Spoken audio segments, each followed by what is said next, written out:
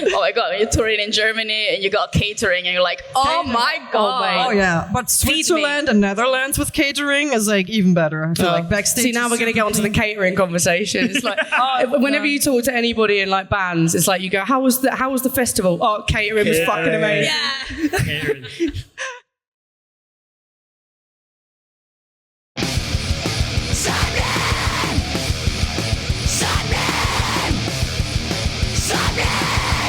You're listening to Sappenin Podcast. Sappenin! You are listening to episode 351 of Sappenin Podcast, brought to you by Emo's Not Dead, featuring myself, Sean Smith, and my good friend Morgan Richards. Yes, it's me, Morgan Richards, setting my flow with a crossover that's about to blossom into a bloodbath of uncontrolled distortion that only ever felt like home to me. That sounds absolutely mental to anybody who is listening to this for the first time, who doesn't realise that Morgan, every week, to a bloody deadline, which infuriates me, makes a pun out of song titles and lyrics from the bands or artists that we have on this week. Despite that bad start, this week's guests are the wonderful Charlie Rolf as everything unfolds, Maria of Future Palace, and Alice of Lake Malice. Oh, here we go. She spells it Alice. The band's called Lake Malice. It's Alice. I don't believe her, but she's kept it going so far. I reckon it's a joke just to make me look like a dummy. But yes, we have a fantastic, fantastic conversation with these three brilliant women of modern metal. Oh, yes, we do. And for this, the three of them actually proclaimed themselves as the Powerpuff Girls of the scene. And to be fair, they've got all the different hair colours. They got their own sass, but I'll let everyone at home decide who's more like sugar, spice, and everything nice. I know that was really awful. I'm sorry, but I had to get in there. I'm just excited because this is a very unique episode opportunity for us, mixing three guests into the same conversation. So basically, throughout the summer, we were very honored to get booked by a few festivals to record a series of live podcast stage shows. During Radar in Manchester, three bands that we are personally huge advocates for in As Everything Unfolds, Future Palace, and Lake Malice were all playing the O2 Victoria Warehouse on the same day. So we had the idea of inviting them all to do this at the same time as a kind of roundtable panel chat. And as you can imagine, combining us two Welsh idiots with a group of English, German, and Italian frontwomen not only sounds like the setup to an awful joke, but turned into the most fun yet educational chaos you can ever imagine. Yes, all three of these beautiful humans gave us their time and insights into lives, music, and everything they've got going on. And we're super, super thankful to have them on again. They're all three legends. And if you don't know of any of their bands, or you know of one of their bands, or whatever, check out the others, because every single one of those bands was absolutely ripping at Radar Festival. Yeah, they all have massive audiences and everyone just singing along. And I've labeled this under the title Trailblazing Modern Metal, as these are three bands and women who are making waves, setting their own boundaries and occupying fresh spaces in heavy music in their own way. I mean, let's be honest, the metalcore scene has been a sausage fest for the longest time, but the last few years, especially in the European market, Charlie, Maria, and Alice are changing that, bringing their own style of vocals, fashion, and representation to the masses. So thought this was the perfect opportunity to get them all together to share everything behind their band's careers, dig into that. And as serious as that sounds, we'd also laugh throughout about the most important things, like makeup tips, how to pack your suitcase efficiently for tour, hiring backup dancers, accidentally flashing crowds, and shower sandwiches. Yes, I know, we cover everything. Finally, I know what a lot of people have been listening for 350 episodes going, when are you going to talk about sandwiches in the shower? Well, guess fucking what? It's your lucky day. Oh, I can't believe it. Just before we get into stuff, to let you know, as everything unfolds, I have a new single called Set Aflow that is available to listen to now. They will be touring the Europe and UK of a headline run in November. Future Palace put out a phenomenal record last year called Distortion, and will be doing a US run throughout September and October. And then Malice recently put out a single called Scatterbrain, and they're going to be supporting Scene Queen throughout the UK and Europe in September before hitting the road with Enter Shikari in October. Very, very busy. Woo! And if you're thinking, shit, I need some new outfits for all of these fall tours coming up, then you could check out a new Sad Kid Society uniform at emosnotdead.com. Yes, he's right. Check out emosnotdead.com for your fashion and coffee needs. I have just finished a cup of the Screamo blend. I don't know what that means, but it's bloody delicious. So yes, check that out. But yes, we also have to thank our Patreon, patreon.com/Sappenin. Check it out. Please check it out. Also, my band, The Blackout, is playing Chepstow Castle on Saturday, August the 16th. Come along. I believe there's still tickets available. If you go to blackoutband.com, you can get tickets there. Thank you very much. Let's get on with this episode, shall we? Yes, this is what happened when me, Sean, Charlie, Maria, and Alice got on the stage in front of people and had a laugh. Sappenin! Sappenin! It's definitely Alice.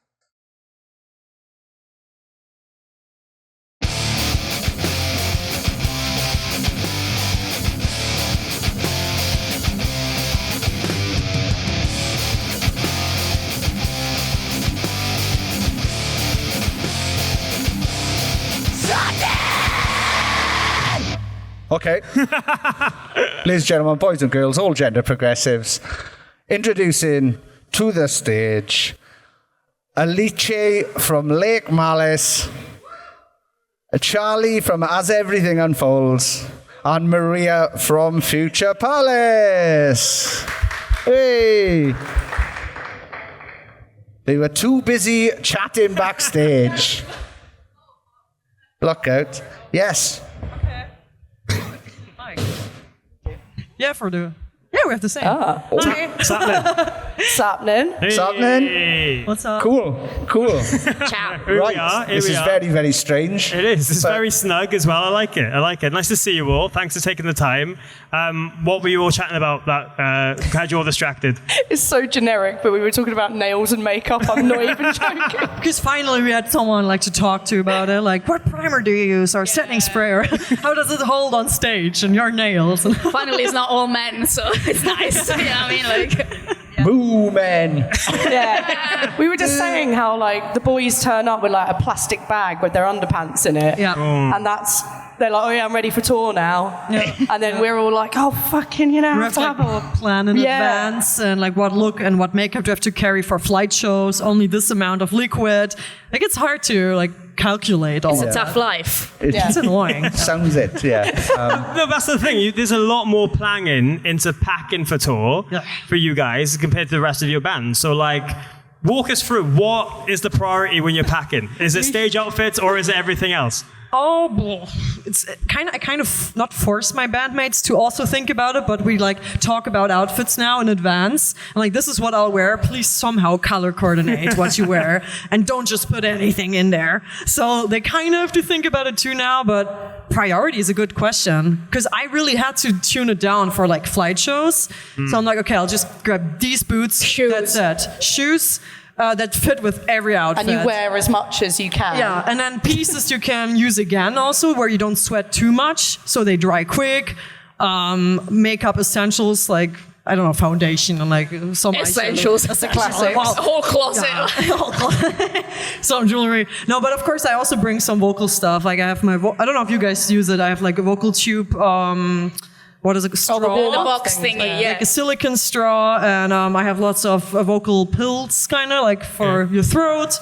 And I also have my inhalator that I really need to bring with some liquids to inhale with. I think that's it.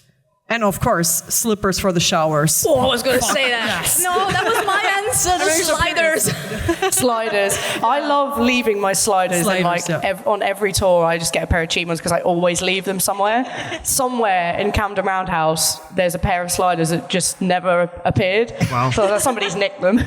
I embrace the kind of look, sliders with socks as well. Oh, yeah, you felt have like to. Jesus. German, that's Yeah, very German. it is, yeah. Jesus/German, yeah. I lost my sliders 2 weeks ago in France. I got stuck in the mud and almost died. Yeah, tried to pull up my leg, and then my sliders were gone. I'm like, fuck, like, how am I supposed to shower now? But it worked out. Had to get them from our tour manager. I love the idea of showers. I've never considered shower slippers. Really? No. That was the first And now Have you been to camping site before? I feel gross. You've done a lot of touring. That's the first thing our manager, like, or drummer, told me to get. Like, just get these things, because believe me, there will be disgusting showers. And he was fucking right. Yeah, correct. Oh my God. Even if you go to a swimming pool, like, do you go swimming? No. Go without sliders? I have. You're a swimming man, That's sure. disgusting. Yeah, it's all awful. Yeah, but But you could get feet I just thought we had to get on with it. I didn't know we could just slip Yeah, around. these are things we think about. Yes. Yeah. Quite cheap, Like you know? bandages and oh my. This is rock and roll. Yeah. It really is. Tell us about the drugs and all the sex. I'll tell you about shower slippers. Yeah. I've never seen a group of people excited about sliders as much. This is nice. It's nice. You've all got something to bond over. Yeah. No, I feel like every time the three of us talk, especially me and Maria, like we talk quite a lot, and we'll always be like, same. These things. It's like, what do you Me do? About this? too. I do this. Yeah. And then me and Alice, I'll be like, what's this going on? And it's like we were talking about eyelash glue a minute ago. And what eyelash glue we use, and like, same, or yeah, that sounds good. So yeah, I mean, it's like similar to theater, I would think, because we like want to have a look where we express ourselves, and you have to make sure it works on stage. It's like not casual makeup, so you kind of have to try and error with that. You don't know. Nobody will teach you how stage makeup really works, and headbanging and hairspray. I was just at Hellfest a few weeks ago. I'm like, does anyone on this festival have hairspray? Because I couldn't bring it on the airplane. They're like, nope, nobody. no, Okay. They just have a bag with their pants in them. No one. That's true. I literally we did the Emo's Not Dead cruise back in February, and I took a backpack. I wish I might. Sorry. How? Just Just that. 5 pairs of pants, 6 pairs of socks, 5 pairs of socks, same as pants, innit? More socks and pants. What kind of backpack is that? And just a couple of t-shirts, and that was it. Sorry about that. Yeah. I feel awful now. Nah, it's all right. The only pro point is in summer, like I have very little clothes because they're like quite short, so it's easy to pack them. It's the winter tour. It is. The winter winter. tours are burnout. Yeah, like no, that's annoying. We love our jobs. It's great being in a band. Appreciative. Always. It's just amazing. Yeah, Hashtag grateful. It's 90% logistics, 10% fun. Yeah. But, no, you compare it to theatre, but like theatre performers aren't headbanging and starting mosh pits and circle pits and everything else in between. So I'm sure there's been many a time during a song where you have like an eyelash coming undone and Nightmare. or anything like that, and you're thinking, do I continue to headbang and look cool, or do I stop and sort myself out? I don't know about you guys, but it's the wardrobe malfunctions on stage, and then you have to try and like save it, or you have to get somebody's attention to be like, help.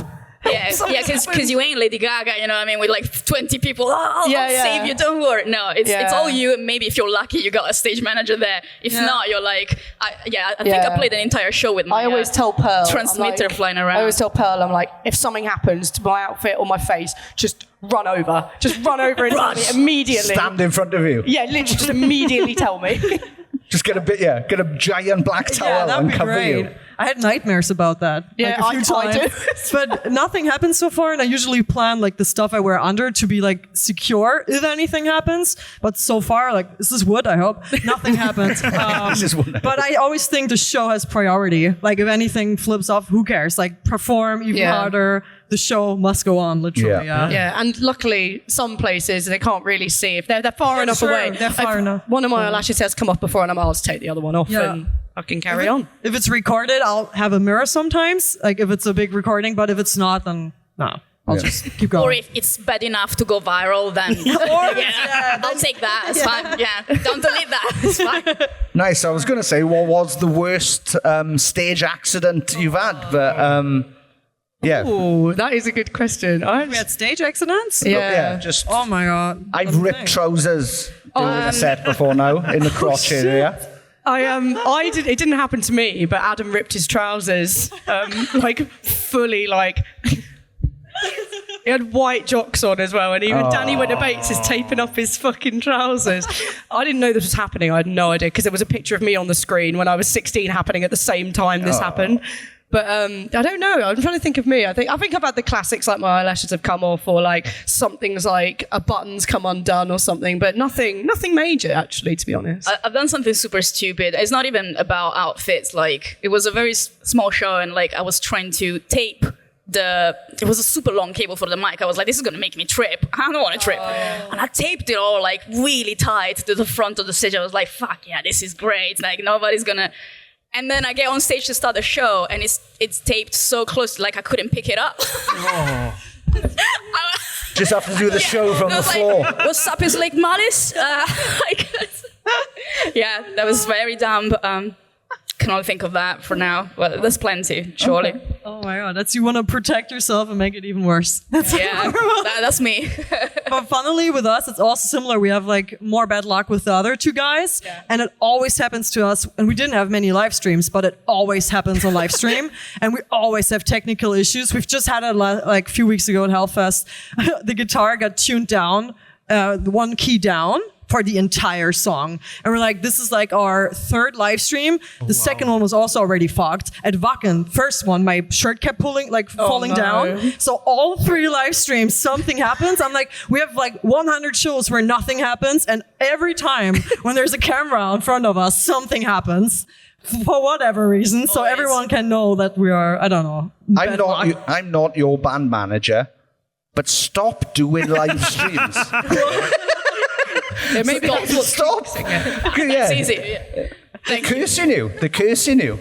But but I think so far nothing too crazy. Like I never really my fear is to like fall down off stage completely. Like I sometimes trip over the ego riser, or like I also once fell on a drum set almost on a like arena show, but it was okay. Nobody noticed, and it suited the part of the lyrics.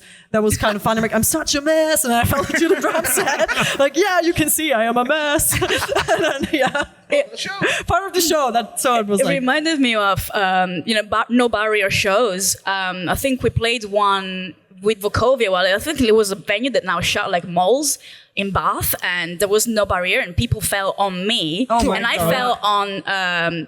Hamish amp, and there was their album at the time was Nula. I was out, and they had letters on, and they all fell off. It was just like an L left on it. It was a disaster. So like, I feel like that's a risk. Like people can literally fall on you, and I don't think about it, but you're standing so close. If they push too hard, they're like. Yeah. Oh my God. Yeah. I've nearly twisted my ankle many times, but I feel like you always manage to just recover it, like just before it gets bad. Yeah. So I did nearly fall over at Impericon the other day. There was like a cable at the front, and I didn't notice it, and I stood and it like rolled forward, and I was like, but I saved it. Nice. Been quite lucky. Well, Matthew from my band, he once fell through the stage. Woof!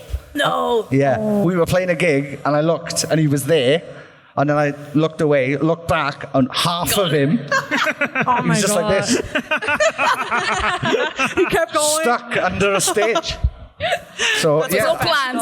I'm glad that you haven't had that yet. So I hope it never happens to you. So. Me too. No, it does seem to be the others. Like Owen, who used to be our guitarist, he always used to fall over on stage. But there was one time he literally walked out, immediately tripped over the monitor, like on the walkout. I was like, "How have you done that? Like how? I'm like, what is going on? They're not small.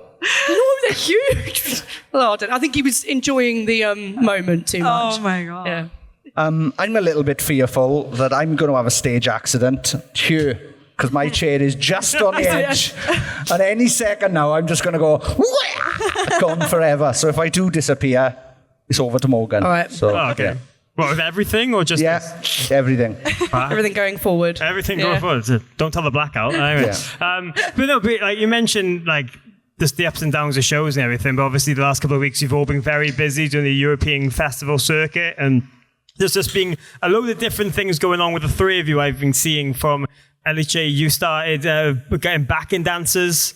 Yeah. As part of the set now. That was Isn't so that cool. mad? Yeah. Yeah. Cool. Britney, bitch. Honestly, when you brought them out at Slam Dunk, I was like, oh, fuck, yeah. I was thinking, because we're one of the first bands on. I was like, is this acting a bit like, just chill out. You're like the first band on. And then when we did it, I was actually proud of it. I was like, I'm glad that we put in the effort and the dancers were up for it because it was so much fun. And it just gives like a whole other dimension to the show. Like, to the music, it's just like a different layer of stuff. It's so nice. And they're amazing. They're based in Manchester, by the way. It's Chaos Creatives. They're brilliant. They are a group of enthusiastic people, and they tried to coordinate the outfit with me, and I was like, let's go for a metallic look. I couldn't give them a harder job, and they did it, and so appreciative, honestly, yeah. Nice. Are they like a dance troupe then, or is it just people who are fans of the band, or is it? It's a mix because we found out about them a couple years ago. They did like a choreography and they shared it online and tagged us like to stop the party. And I was like, this is amazing.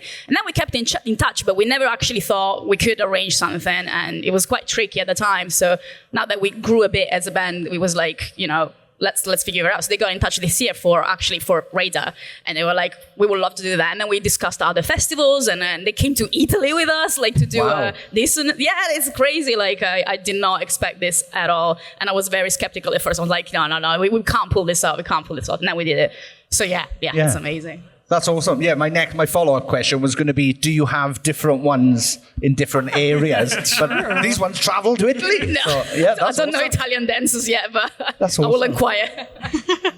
But it's a huge crew then, isn't it? Like, so many people. We did like 4 dances for the last few shows, but there's space for more. I'm not going to say anything, but there's like, they are a big group, so. Yes. Leave it out there. Sick. We want to do that too, but we didn't do it yet. Like you should. Yeah, I would love to. That's very cool. I love doing things like different in general from that typical metalcore image you have. And I just love when people look out of the box and do something different, no matter what time you play. Yeah, just bring the pop world in. Yeah, just some pop influence. I love that. Yeah. I wanna learn to coordinate with them and do some dancing, and I'm like, that's probably not gonna happen. It's just a dream that I have in my head, but I'm like, that's so difficult, like singing and moving at the same time. Yeah. Hell, like you will get the Britney mic if you. I want the Britney mic. I want it now. You need the Britney mic. That's the next step. Idea. I do. I will. Just watch this space. Just that, yeah. Yo, like Malice. We'll get some more of the tape that you taped the last microphone down and just tape the microphone to your head. Tape can sort everything out in your life if you know how to use it. That's a good idea. That's so cool. And then, Maria, I saw that you actually had a gig that included blood, sweat, and tears recently in Germany. Yeah. I mean, that's like typical. That's what I just said. Like, show must go on. I don't like the adrenaline. You kind of just erase everything that happens. And I always have parts where I like jump down on my knees and like forget that I'm a buddy, basically. Like, fuck it. Ah! And then like I get off stage and I have like all these bruises all the time. I even carry a cream with me that like removes them. I was going to ask you guys, do you end up coming home from tour and you just have bruises in the same places every time? Yes. I look wasted. I feel wasted after. My legs are just like, because I put my legs up in the van on the table and I just end up with shin bruises across the whole. Yes, me too. This is the one question I can join in with. Yes. Or like pushing the microphone against your teeth or lips and bleeding. Oh man, I had that many times. I'm like, I'm gonna pass out, whatever. Punch yourself with a mic. I hurt myself so much with the mic. I've had literal the grill of the mic. I've had the pattern. Me too here. Yeah, me too. From hitting myself in the head. Which is harder though. That's the thing. Like you're just marked. That's tomorrow's podcast. I'm just going to spend 50 minutes just hitting myself in the head. They're dangerous. You don't really know that before because you're not as like enthusiastic when you rehearse and like go crazy on stage. So, and also like in-ear cables, everything can become a burden on stage. Yeah. But also tears. Like I got emotional. We played Rock am Ring, so it's like it was a very, very big German festival, which was like a big goal for us, and it was just fucking insane to be there. Like, I keep like reminding myself like this is happening now, and I'm very grateful because we were complaining so much, but still this is so sick to be doing this. And sometimes you wake up in between the set, which I kind of hate because I like fuck up at that moment. Yeah. But that's when I started crying because I let myself be there for a second. I'm like, whoa, this is so crazy. I feel like people don't talk about that enough, where like you're not present. You're not present. Yeah. I don't know about you, and I'm sure you understand. It's like, you know, people always say like, oh my God, like when we did Wembley, they're like, how was it? I was like, I'd love to tell you that it felt amazing, but I couldn't fucking tell removed.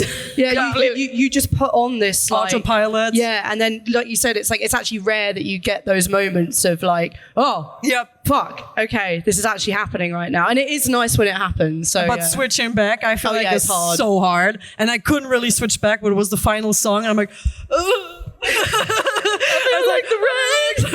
Hold it in. This was going so well until now. Yeah, I'm like, I'm sorry. But, if anybody's walked in late, I don't usually sound exactly. like this. I'm like, fuck, somebody will walk in right now. I'm like, she fucking sucks. Well, whatever.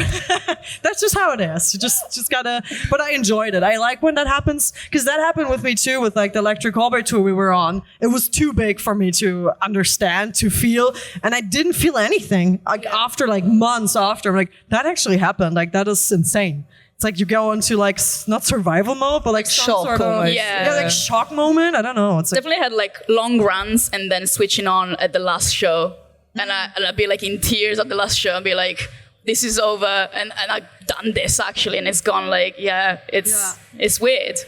It's weird sometimes that it takes till, like you said, like the last show to be like, we're the best we've ever been. Like we've spent this last 2 weeks touring, and this last show, we're the best we're ever going to be. Yes, I can't wait to do. Oh, it ends. Yeah. And then the day after, you're going back to work. I mean, for me at least. To work. Yeah, and you're like there on Teams, like Hannah Montana. Absolute Hannah Montana life all the time. Do you talk to people you work with about what you do outside as well? Nah. No, and they're like, how was your holiday? And I was like, yeah, nice, thank you, Karen. It's lovely. Yeah. I had thousands Went to of people. Kent. Yeah. I had thousands of people listening to me every day. But I'm back. Yeah, that's something I also feel like almost no one talks about, how hard it is to be financially stable with this. Oh, yeah. Yeah. This is the hardest part about it. Yeah. Yes. This is Get him, Maria. like I thought, like when I was like a teenager, I romanticized this so much, and I thought as soon as I play big shows, I live from it. But that's not the reality. And it takes so many years of going back and taking vacation days, having no vacation, no breaks, like being burned out. But that's what you got to do to live from this. And nobody really talks about that. But I'm very open with this. I'm very flexible with the jobs I do. I do social media management, remote, so... You too? Yeah, we're all the same person. I'm a teacher. That is fun. No, when I applied there, which was like 3 years ago, I told her I want to live from music. I'll always prioritize this, and I'll switch the job if I cannot do this. She's like, you know what? All right, you're being honest, and I appreciate this. That's amazing. We're doing so fine. She watches the live streams when they're on. She cheers me on. And But don't let her do that. Don't let her watch the live streams. And my other employee is actually Peter from NSOK. And we kind of just hacked the system because he's like, you know what? Maybe we can make this work somehow. But yeah, this year I can hopefully start living from this, or like at least be a freelancer. But still, like, it is hard. I also used to work at Uniqlo or in cafes and switch back and be like, okay, and now back to cashiering and being on the till all day. Yeah, it's rough. I had to switch to freelancing like as well because it's with full-time employment. Yeah. Unless you have someone who understands, you're very lucky. Or you work in a Yes. company for like 7 years and you're like best mates. Yeah. It doesn't happen. Like they're like, just that's the door. Yeah. For years, I used to, I actually was a secondary school teacher. Oh. I was an art teacher, and I was a technician. So I was a photography and art technician, and then a teacher. So we could only tour during half term. But I gave up. Or in set days. Or in set days. We could do the odd Monday. We could do a gig on the odd Monday. Yeah, no. Thank you. They were very good though. They did let me have time off, like if there was something big, and they were very, very forgiving. But I actually got to the point where I was like, I can't do this anymore. So I do a bit of freelance teaching now. That's what I do. But yeah. Oh, how does that work? How does freelance? Just like music, like singing and music, art, whatever. I had no I can idea. find. Yeah. shock. See, no one talks about that. Yeah. Like, I don't understand why, because we could support each other so much and like make each other feel better, because you always see all the good stuff on Instagram and you're like, oh, my life, like I struggle all the time, never have money. And then I think if we talk more about it, it would be easier for everyone. Yeah. Right. Like a And we're all united from space. different countries, so it doesn't matter what country you're from. Germany, Italy. Yeah, it's the same for everybody, I think, like, unless you're very lucky. But yeah, I think it's would be nice if there was more a community around it. I don't think there is a space to talk about that at all, like zero. Yeah, well, that's the thing as well, because I feel like the more people you meet in the industry, you realize that everyone's kind of got like a side hustle or a real job on the side of band life or anything else in between. And you can't really go on social media and be like, oh yeah, I'm in my 9 to 5 now, but I can't wait for the weekend. Like, you go on people's socials and it's all, oh, on stage, we're touring, we're doing this. So you just think that that's what they do. But it's really, when you look at the industry, not a lot of bands really do it full time these days. Or live good full time from it. Like, then they have like a minimum lifestyle all the time. And like, that's also, you don't want to struggle like to live. You kind of want to have a stable like healthcare and all that stuff. Or your, not rent, what is it called? I don't know, when you get older and want to pay and live Pension. Pension. Yeah. In Germany, it's called Rente. So, you can. But I feel like Germany has a very good supportive system for artists. We have like a social security thing. It's called KSK, and they pay like 50% of your health care. They do like social security, and you're also like tax-wise, you pay less. So you feel like, okay, this country kind of supports artists. Of course, not perfectly, but I'm kind of glad that I live there. And it is easier for me to go there. Also, like the GEMA, like the copyright industry. I don't know how it is in the UK, to be honest. Like with copyright claims and where you get the money for your own PRS. Like royalties and royalties. Exactly. Yeah, royalties. it's not too bad. Yeah. Okay, because for example, the USA doesn't do that, and they like when you want to work with producers there and stuff, they like get very high prices because they don't really do royalty management. And I'm very happy that we have that in Germany, because you get money for your own like work you've done, like for the royalties. And like, so it's also kind of dependent on politics and how the system supports art and culture, which you cannot really influence that much, but yeah, some governments really like behind on that. They literally do very little to support that and the artists. Like, I don't even want to talk about Italy in that matter. But I don't know how it is in Italy. I know in Sweden they do support it very much. There are good funds. In Germany, we also had a few funds for recent albums. It's called Initiative Music, and you can apply for it and get like a fund and stuff. So at least there are some ways to do it if you want to start out and go to Germany. Basically, just move. we should. If I'm honest with you, we spend a lot of time in Germany and we're like, so much better here. I mean, but Sweden seems to be even better with that. But I don't know. Oh my God, you're touring in Germany and you got catering and you're like, oh my God. Oh yeah, but Switzerland and Netherlands with catering is like even better. I feel like backstage. See, now we're going to get onto the catering conversation. It's like, whenever you talk to anybody in like bands, it's like you go, how was the festival? Oh, catering was fucking amazing. Catering. But Charlie, isn't there like a whole story between the band and a sandwich at Wembley? Oh, fuck, no. What was it? You put something in the shower? So, to be honest, there's a whole video. So me and Pearl were both stone cold sober, right? And it was the day after we played Wembley, so we were all a bit hungover because we were like, but for some reason, Skindred went, let's put a Birmingham show after the big Wembley show, right? Anyway, so we were all like, just a bit, you sort of just go a bit loopy. We haven't really slept. We were all hungover. And I was I'm just going to make a sandwich from the dressing room stuff you get. And they gave us like a cheese board. And I was like, no knives. So I was like fucking spreading it with my fingers. I was like, I've just washed my hands. And I dropped my whole sandwich on the floor. Oh. But Pearl filmed the whole thing. I literally regularly go back and watch it because it was just the two of us just in this dressing room just absolutely losing our minds. I remember. And then there was no bin. There was no bin in the dressing room. So I was like, well, it's going in the shower. So I literally just put the plate in the shower and just closed the thing. And I was like, somebody's going to come in and go, well, why is there a cheese sandwich in the fucking shower? What is it with European shows and not having bins? I don't know. I've done several now where we've had an ironing board in our dressing room, but not a bin. Yeah. So our bassist Reese made the point of putting all the rubbish on the ironing board because we were like, just put it there. If they're not going to give us a bin, That's so passive aggressive. And I feel like everyone in the UK in a band has become the expert at spreading butter with the lid onto your because they never give you cutlery. Like you get bread, butter, cheese, no plates, no cutlery. Yeah, I find European catering tends to enjoy a sweaty meat. Oh yeah, there's a lot of sweaty meat and cheeses. Yeah. That is France. What's a sweaty meat? A meat. Like that's been left out in the walls. Oh. And it's sweating. Yeah, it's just Okay. Sweaty meat. Yeah. Every day's a cool day, I guess. Yeah, it's just the UK is just different, catering is very, very different. But yeah, you turn up to most places. I mean, you turn up to Wacken we did last year or the year before, whatever it was. And I was like, there's a fucking barista, there's a fucking cocktail bar, and you don't pay for anything. You can get, there's like a steak place, there's a burrito place, and it's like all backstage and you just don't pay for anything. Where it's like, like I said, you play like a festival here. Some of them in the UK are pretty good, but like most of them it's like, maybe you'll get like some bread and some cheese and maybe some crisps. Hummus. The crisps. Yeah. And they give you the worst flavours and you're like, thanks guys, I really didn't want prawn cocktail, but I guess I'll take it.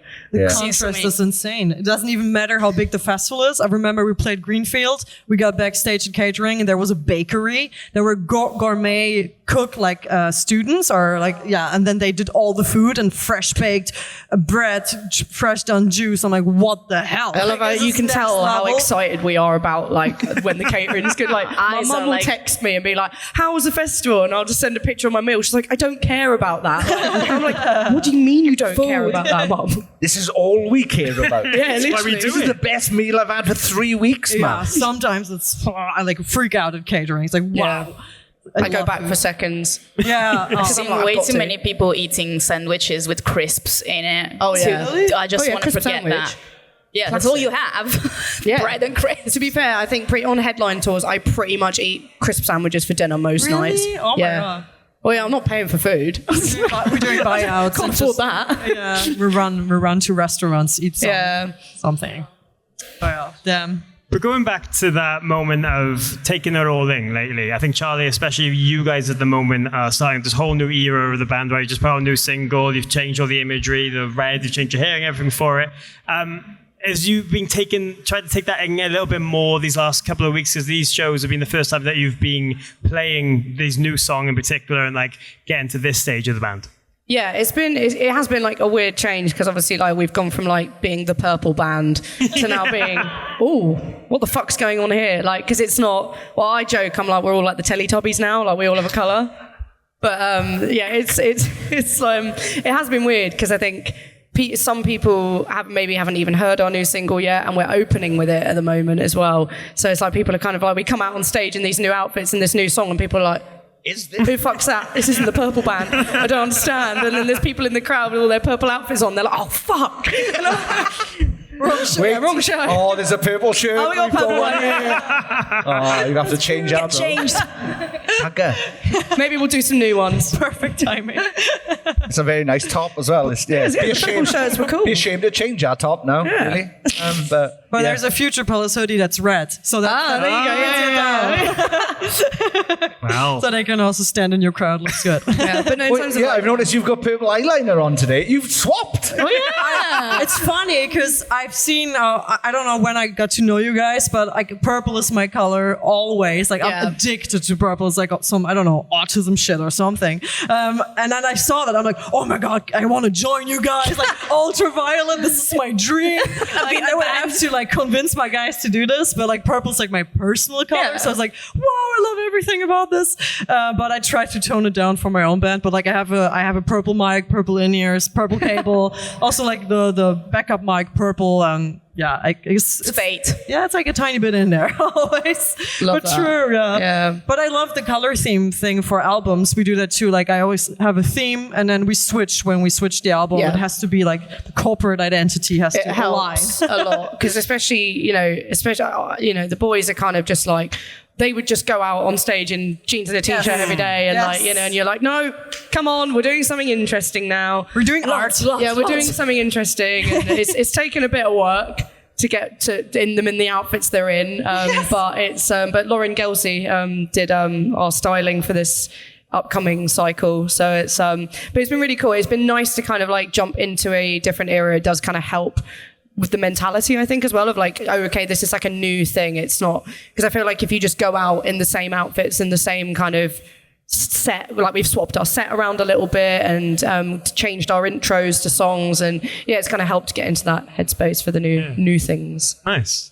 Well, we mentioned earlier and kind of touched on with like the dancers and everything, bringing imagery into metalcore and like heavy scenes that are not normally seen, or kind of going against the current with it kind of thing, right? And I feel all three of your bands sit in different pockets within the scene that maybe brings something different in that imagery, right? In the terms of the fact that, you know, there could be hair color and fashion to what you're actually singing about with the lyrics, or just the way you perform. And I'm sure you've all three experienced this, where it's gained you fans because of that. And maybe people are like, oh, I love the fact that you're in the metal world, but you're not acting like a metal band. But I'm sure at the same time, there's a lot of purists like, how dare you play rock and ring and like, you're singing instead of screaming and stuff like that. So how weird is it to kind of navigate through the little things like that in trying to grow the band? We could all talk a lot about that.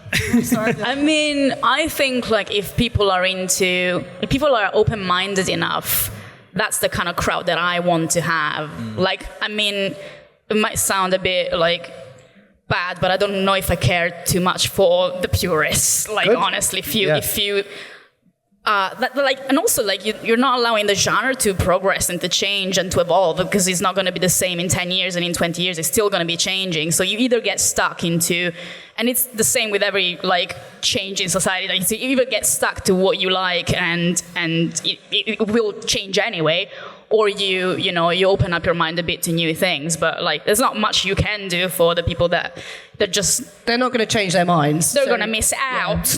Yeah, so move on. Damn.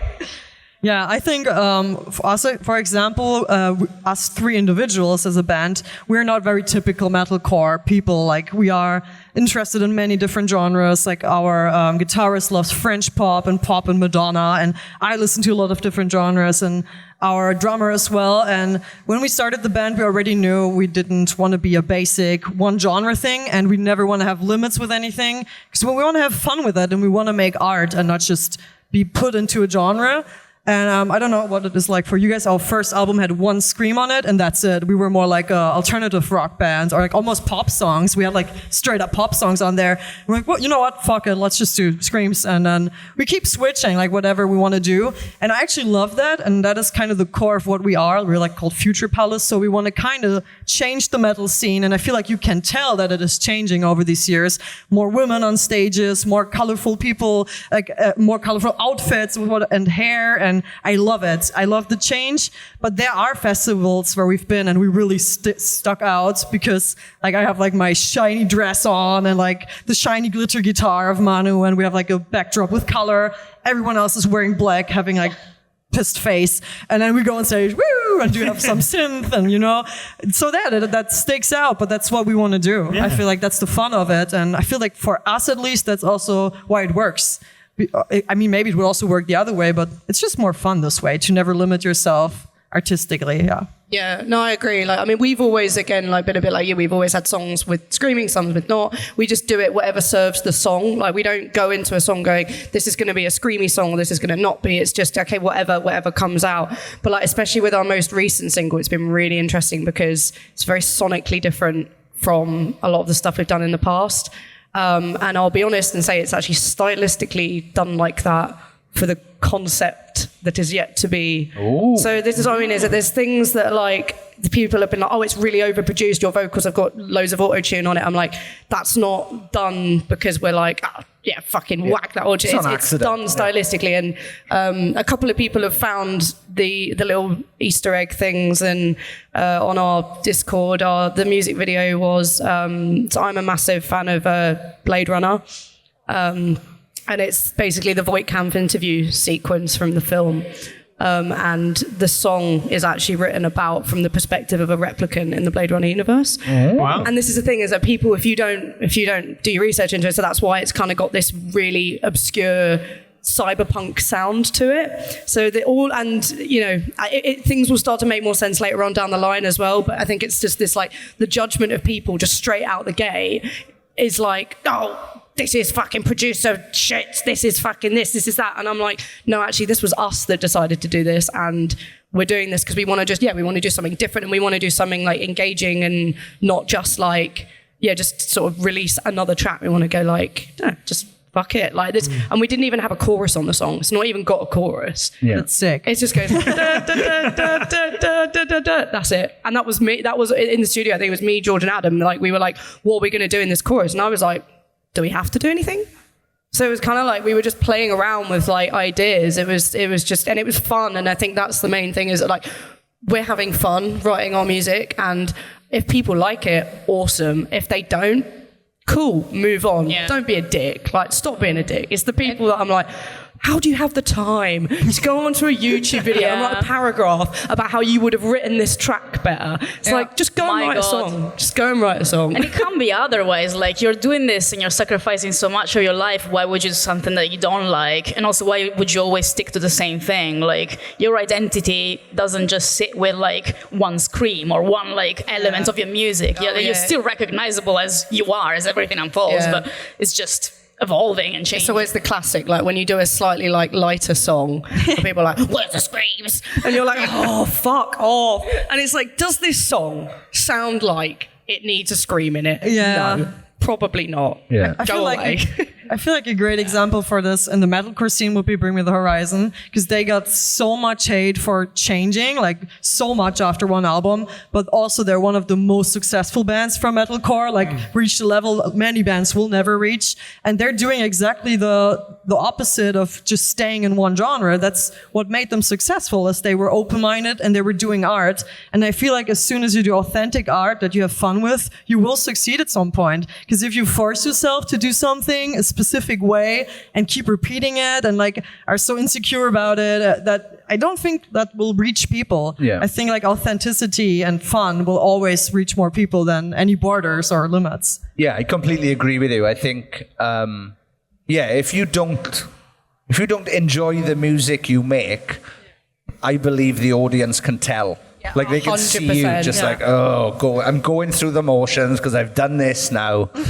But like you said, when you write music for yourself and you make it exciting for yourself, then that is the key to an audience going, oh, this is interesting. They seem to be really enjoying this. It's a discourse that applies to how much music is released as well, in a way, because like if you really put in the quality work, you could expect maybe less music from you. Like, that's what I was thinking about what we were doing, like, because we haven't released a lot of music, but you're going to play those songs for a long time. If you're in it for the long run, like, there's got to be longevity in what you do. There's got to be pride in what you do. Like, you want to drop music, and I know the algorithm and the industry loves it, and people love it. They want to have more and more and more, but like, realistically, if you want some quality, it has to make sense, and it has to be like, something that's crafted like with attention and detail and not just dropped for the sake of it. Sure.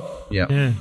And also songs get shorter and shorter, and we adapt to Spotify because we're like slaves to Spotify to the 15-second rule or the minute rule. It pisses me off. Like for real. The hook. I wish I had more time to write an album and to do songs really limitless, but there will always be some limits because you also, of course, want to perform well.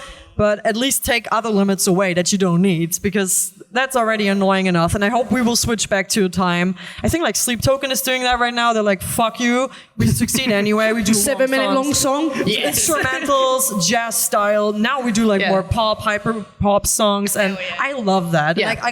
Like I sometimes discuss with our manager, and I'm like, you know what? No, I don't want to do it that way. I want to do it that long. Or we don't need a chorus. As you said, we don't need it. Because why? That's fear again. Like, why do we have to do it? That's boring. Everyone does it. It's a discussion you have to make when you're not a huge band. You have to somehow, of course, find a way to survive in this scene. But Yeah, I always fight against that. It's so annoying. I wish we had like 2 years to write an album and just sit in a cabin in the woods or something. That would be amazing. Actually, I don't know if I could live with the boys in the woods for 2 months. They're going to melt down. Or in the ocean. But no, I do agree. Like, it's bands like Sleep Token, like, regardless of your opinion on, they are fucking changing the music scene. Yeah. Like, it's incredible. Like, it's to have a song. I think it was what's the song that went like massively viral?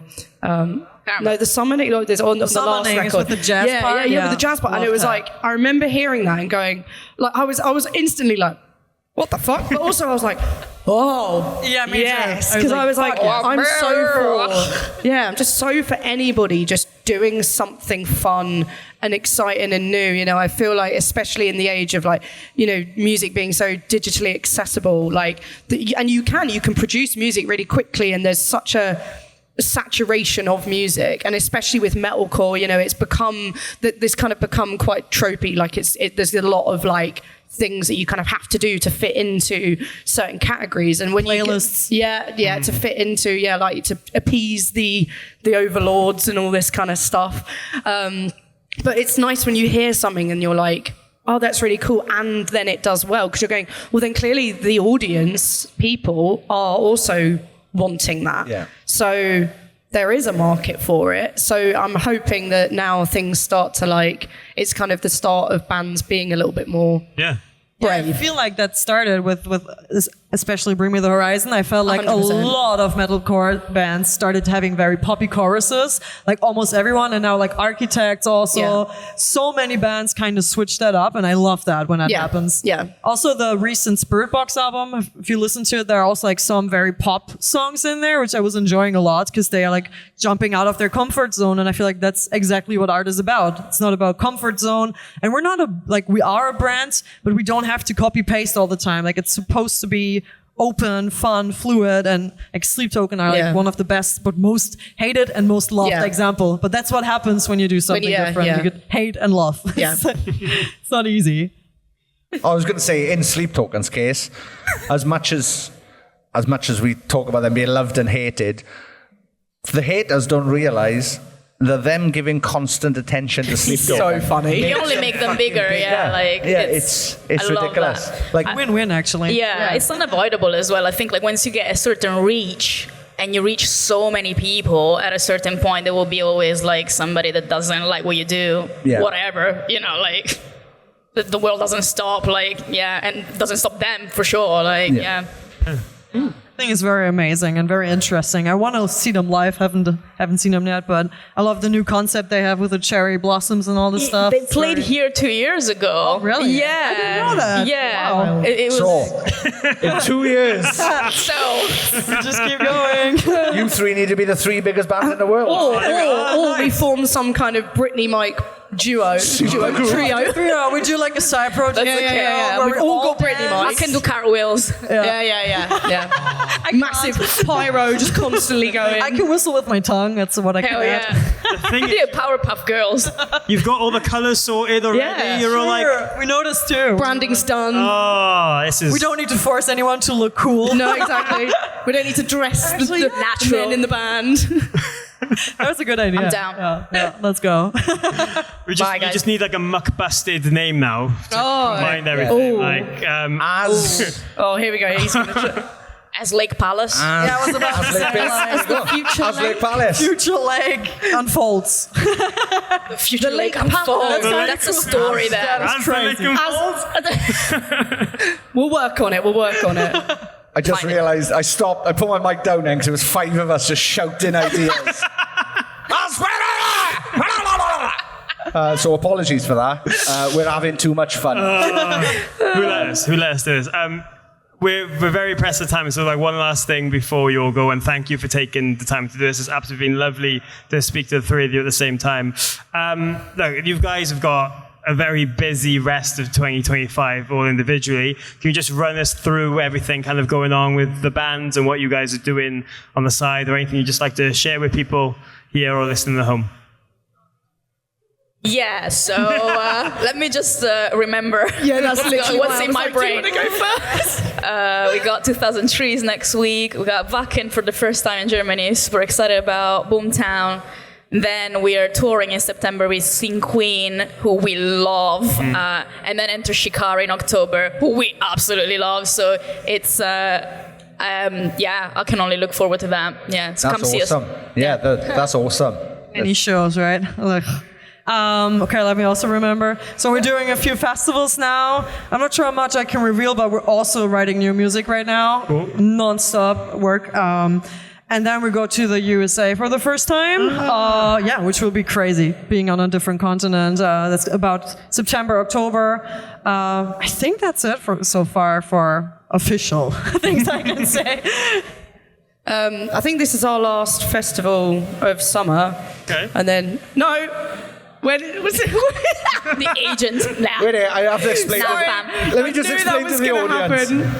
Charlie's booking agent is sat there while she's denying gigs that he's got her. Right, no. So, yeah. We've got Hills of Rock. Is that it? All right, okay. This happened the last time. I literally looked into the crowd. I was like, Liam, help. I get that. No, we got that, and we've got some headline shows in November. So we're doing London, Birmingham, and then some shows in Germany. I'm not going to recount them because I will get them wrong. But yeah, it's and then in between that, we're obviously, as people can probably assume, there's going to be other things happening. And next year we will see. Awesome. Ooh. Awesome. Well, very exciting. Thank you very much for giving us your time. Thank you very much to you people for being here. We genuinely didn't expect anybody to turn up, so this is great.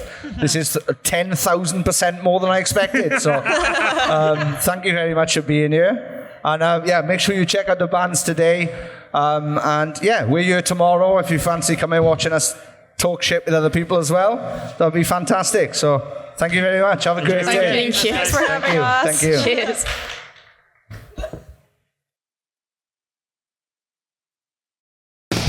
You're listening to Sappenin Podcast! Yes. Thank you very much to Charlie, Alice, and Maria. Make sure you check out As Everything Unfolds, Lake Malice, and Future Palace. That rhymes. Wasn't meant to. I'm a poet, and I didn't even realise. Yes, what a fantastic chat. Thank you again to those girls and their teams for sorting it out and letting us talk to them. We don't understand why we're allowed to, but it's fantastic that we get to. And we had a great time. So thank you to them and Radar Festival. Yes, it's just nice doing something different like this, where like 3 different guests sat with us at a table at the same time, just having a laugh. Like, I like the crossover element. I like the fact that we talked things with them that we wouldn't normally talk to. And then there was parts of that you and me just stayed quiet because one of them would answer something and then the other two were like, oh yeah, and this reminds me of this thing. And I love that. It's just nice, good times. And we just appreciate them arriving at the festival super early to do that with us as well. So Thank you again to their team, because they'd have to drive and wake up earlier than they should have. So apologies for everyone else in those crews for possibly hating us for a little bit during that day. I wouldn't blame them. No, I wouldn't blame him either. But yeah, it's been a good summer for these. We've got a couple more live podcasts that we recorded that will be coming out in the next few months as well. And if you want to find out any of that information first before anyone else and get sneaky gossip about everything going on with the podcast and behind the scenes and Sean's bands and whatever, please check out patreon.com/Sappenin. This weekend, Sean again plays a castle. And a lot of the patrons are meeting up, getting together and having a laugh. So if you think that's good fun, then you should get involved. Very much so. What a fucking beautiful team of humans we have created with our Patreon. Thank you very much to everyone who's ever been part of our Patreon.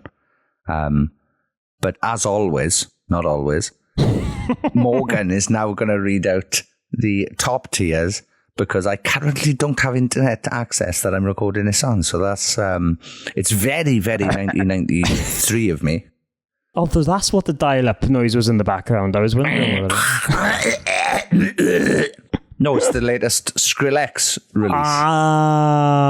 Still waiting for him to get back with from first to last, but I can dream. For some reason, second week in a row, I'm sorry for disappointing everyone, but need to say a massive thank you to Kylie Wheeler, Paul Hirschfield, Tony Michael, Diddy Grimwood, Scarlett Charlton, Nathan Crawshaw, Mitch Perry, Johanna, Janelle Caston, Molly Malloy, James Bowerbank, Amy Louise, Jonathan Gutierrez, Kat Besant, Ian Gent, Amy Hogg, Chris Howard, Jenny Robinson, Scott Jones, Amy Dawson, Mayumi, Stuart McNaught, Ellen Southfield, John and Emma, Jennifer Dean, Carling Robinson, Louise Cook, Carl Pengelbury, Jenny Munster, James McNaught, Martina McManus, Danny Eaton, James Heredia, Span, Thomas O'Neill, Ollie Amesbury, Emily Perry, Dan Peregrine, Kalila King, Josh. My wife said if I bought her one more stupid gift, she would burn it.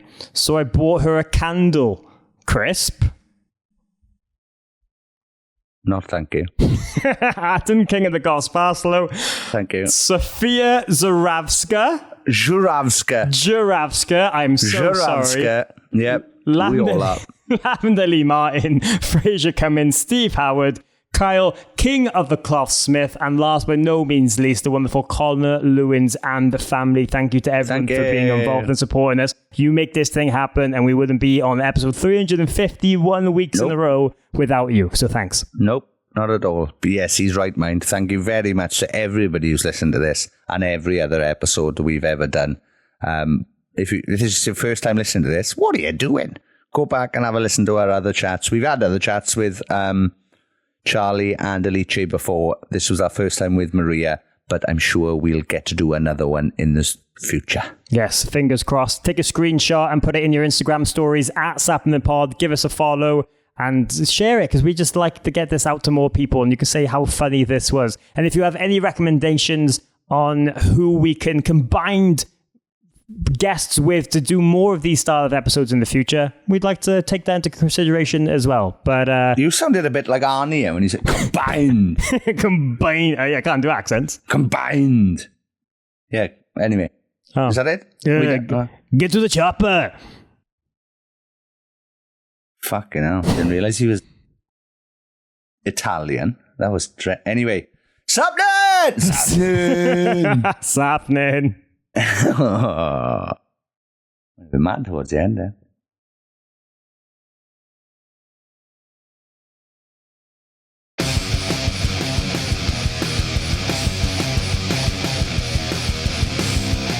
You're listening to Sappenin Podcast with Sean Smith and Morgan Richards. Thank you very much for downloading this podcast or streaming it, or I don't know what else you do with podcasts. Thank you very much.